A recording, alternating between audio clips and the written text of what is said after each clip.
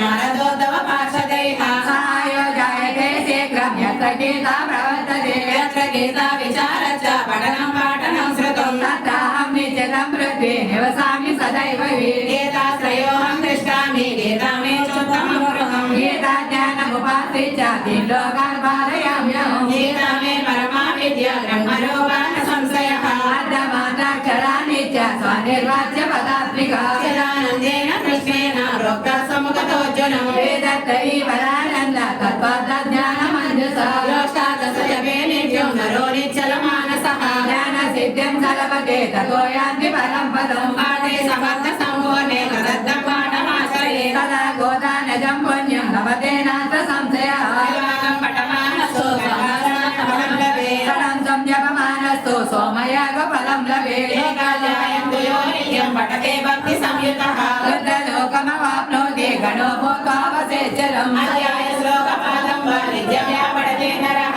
सयाति नरकां यावन्मनुकालं वसुन्धरे एतायश्लोकदशकं सप्तपञ्चचतुष्टयं लोत्रीनेकं तलब्धं वा श्लोकानां या पठेन्नरः चन्द्रलोकमवाप्नोति वर्षाणामयुतं ध्रुवम् गीतापाठसमायुक्तो मृदो मानुषतां व्रजे गीताभ्यासं पदं कृत्वा लभते मुक्तिमुत्तमम् गीतोच्चारणसंयुक्तो प्रियमाणो गतिं लभेत् एतादृश्रवणासक्तो महापापयुतोऽपि वा वैकुण्ठं समवाप्नोति विष्णुना सा मोदते एकादं ध्यायते नित्यं कृत्वा कर्माणि भूरिशः जीवन्मुक्तस्य विद्ययो देहान्ते परमं पदम् गीतामाश्रित्य पापो भुजो जनकादयः निर्दोषकल्मषालोके गीतायाता परं पदम् गीताया पठनं कृत्वा महात्म्यमेतया पठेत् यदा पाठो भवेत् तस्य समयेव वृथा कृतः यदन्यामस्य संयुक्तं गीताभ्यासं करोति यः तत्परमवाप्नोति वल्लभं गतिमाप्नुयात् सोऽत उवाच